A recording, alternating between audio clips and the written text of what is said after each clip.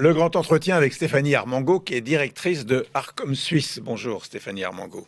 Bonjour Monsieur Denisot. Que propose Arcom Suisse ? Alors Arcom Suisse, c'est un cabinet qui accompagne les entreprises, soit sur la formation en analyse comportementale dédiée au recrutement, à la vente et au management de proximité, soit des assessments, donc des évaluations de candidats qu'on fait directement pour nos clients. Alors c'est une société que vous avez créée ? Exact. À partir d'une expérience personnelle ? Exact, Vous pouvez nous dire quelle est l'histoire ? L'histoire, c'est donc j'étais salariée moi-même en sortant de mon école de commerce. Et puis j'ai dû subir une tumorectomie très jeune, à l'âge de 31 ans. Et puis j'ai fait des complications post-opératoires. Et en fait, entre guillemets, sur mon lit de mort, c'était mais c'est déjà fini. Et les regrets en fait que j'ai eus à ce moment-là, c'était pas spécialement ceux auxquels j'aurais pensé.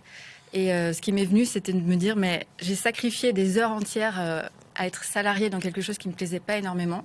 Donc si je m'en sors, je veux absolument travailler pour quelque chose qui me passionne, parce qu'on y consacre quand même 8 heures de notre journée au bas mot.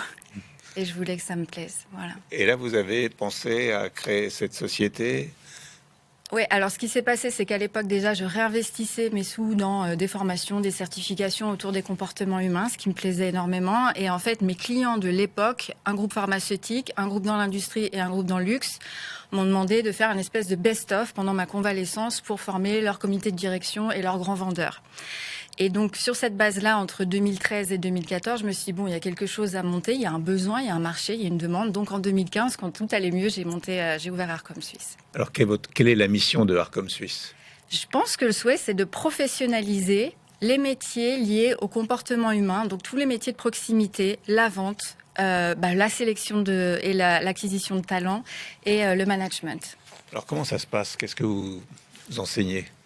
Alors, l'observation technique pour amener chacun de ces métiers en fait à devenir plus légitime, plus crédible et aussi à avoir la confiance de leur pairs avec de l'observation du langage non verbal et de l'observation des termes en fait qui sont employés pour faire de l'analyse qui est prédictive. Ça, c'est l'objectif. Vous avez dit un peu la méthode, mais vous pouvez en dire un peu plus sur la méthode. Par exemple, je vais vous voir, je dis j'ai une entreprise, qu'est-ce que vous pouvez faire pour moi pour que ça soit mieux ? Oula, alors ça dépendrait dans quel métier on part. Allez, je vous laisse libre de choisir. Ok, alors on va dire management de proximité par exemple. Oui. De dire, tout le monde y va à l'instinct, un peu comme pour le recrutement. Et puis, en fait, aujourd'hui, on sait qu'il y a des boîtes à outils très performantes qui existent, qui vont être beaucoup plus compatibles avec le fonctionnement humain, le fonctionnement du cerveau.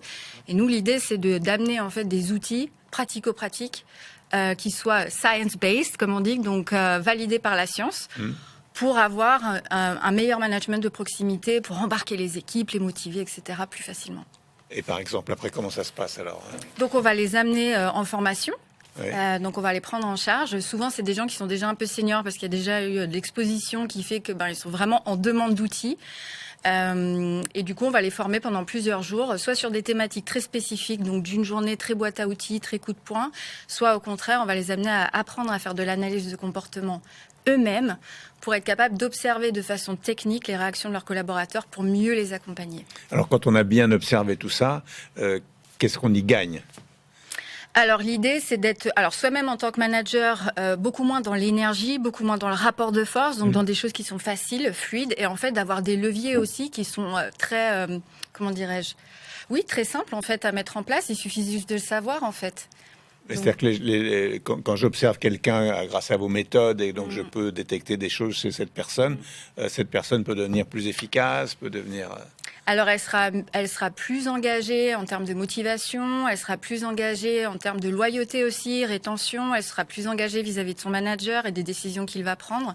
Et donc, l'idée, c'est d'être dans une coopération, en fait, qui est fluide et facile. À quels enjeux répondez-vous ?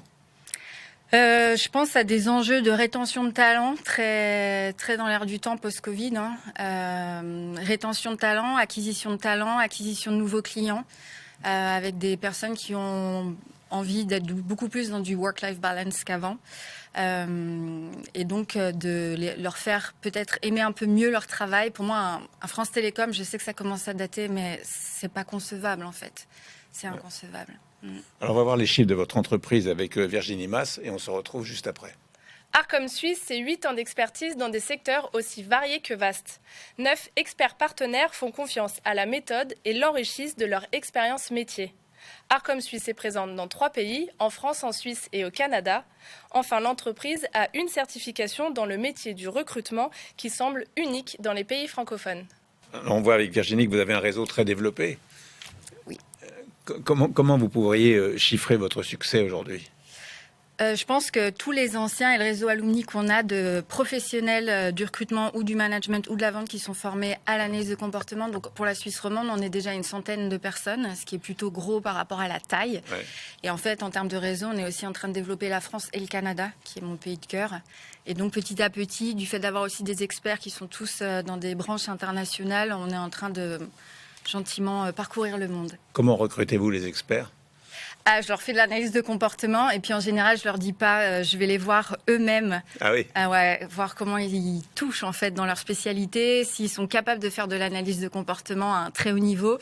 Et après, je les débauche. C'est très intriguant l'analyse de comportement parce que vous êtes face à quelqu'un et vous l'observez, vous orientez la conversation, vous regardez ses gestes, vous regardez son regard, tout ça. Exact. On va regarder tout ce que son corps nous dit par rapport à ce que son verbal nous dit pour voir s'il y a de la congruence, de la cohérence. On va s'intéresser à ses champs lexicaux et surtout, tout l'art, c'est le questionnement. C'est très troublant. C'est passionnant. C'est un outil, je crois, d'empathie extrêmement fine et extrêmement poussée qui permet de connaître l'autre vraiment pas comme il a envie de se vendre et de se présenter, mais tel qu'il est vraiment et de répondre à ses besoins. Quelle est la place de l'innovation dans votre travail ? Alors, au niveau de la HR Tech, par exemple, il se passe beaucoup de choses avec l'IA, avec le machine learning. Donc, on a repéré 2 outils très, très prometteurs en France et aux États-Unis. Donc, on est près des directeurs scientifiques. Et puis, je pense qu'il y a aussi, dans l'air du temps, quelque chose lié aux nouvelles générations, mais même aux nouvelles générations de travailleurs, en fait, qui n'ont plus envie de se sacrifier autant qu'avant. Et donc d'amener des bonnes pratiques en fait en termes de management, de sélection aussi de talents, d'analyse prédictive de performance. Ça permet aussi de répondre à un besoin qui est l'attraction et la rétention des talents. Qui sont vos clients ? Alors des grands groupes plutôt suisses ou plutôt des QG en fait américains basés souvent pour des raisons fiscales en Suisse romande. Ouais. Quelles sont les différences avec vos concurrents ? Vous avez des concurrents ou c'est un métier que vous avez créé ? Alors, c'est un outil que j'ai créé, effectivement, issu de la criminologie à la base, de la sûreté-sécurité, très utilisé. Ils ont d'ailleurs leur salon européen, en fait, qui a lieu tous les ans. Et l'idée, c'était de se dire, mais il y a quelque chose à faire aussi pour le monde des organisations. Pourquoi ça serait que eux qui ont le droit de savoir tout ça ? Et donc, c'est parti de ce constat de départ que ces disciplines étaient exceptionnelles et qu'il fallait l'amener au monde des entreprises et les mélanger aussi. Comment définissez-vous votre savoir-faire ? Je dirais l'expérience, parce qu'observer c'est bien, mais il faut pouvoir analyser. Et en fait, le fait d'avoir été énormément sur le terrain, et puis ça fait 10 ans qu'on accompagne, donc et de pouvoir en fait mettre ça en parallèle avec plein de scénarios extrêmement variés dans la tête, fait qu'on est vraiment très fort sur l'analyse prédictive. Alors, votre entreprise est engagée dans le programme de paix Harmony Project. Qu'est-ce que c'est ? Alors c'est un programme dont le but en fait est d'accompagner en fait des ethnies post-génocide. Donc là en l'occurrence les Balkans très spécifiquement, puisqu'une de mes meilleures amies était à Srebrenica pendant le massacre et a dû se cacher dans la forêt. Et en fait on est nés la même année. Et moi son histoire m'a énormément touchée et elle, mon analyse intéressait énormément. Et l'idée c'est donc elle a développé tout un programme qu'elle met en place en Serbie et en Bosnie. Et l'idée c'était de l'aider avec le programme mais aussi avec le recrutement des futurs leaders au niveau politique et au niveau local pour essayer de ne pas répéter en fait, de ne pas nourrir la haine en fait, qui allait faire qu'on allait se répéter peut-être, comme ça a été souvent le cas là-bas, de décennie en décennie, de siècle en siècle. Alors votre société est suisse, se développe en France. Exact. Et peut se développer à l'international sans trop de limites, en fait. Je crois que oui. On a eu des demandes à Dubaï, on a des demandes aux États-Unis, des demandes au Canada. D'ailleurs, j'étais assez surprise parce que pour moi, j'ai aussi beaucoup appris de ces pays où j'ai travaillé avant. Donc, je pensais qu'ils avaient tout ce qu'il fallait. Mais en fait, non. Et je pense que le côté suisse, si vous voulez, il y a le côté sophistiqué de l'horlogerie, de la haute joaillerie. Et c'est vrai que, oui, on est assez représentatif, je crois, de cette mentalité très rigoureuse. Et rassurante. Sûrement, j'ai l'impression. Quelles sont les évolutions à venir ? Le marché français, ça c'est un rêve, de pouvoir conquérir le marché français, de pouvoir amener nos techniques et nos méthodes en France, ça serait super. Et le Canada aussi, pays coup de cœur, donc Toronto, ça serait... Merci beaucoup. Merci.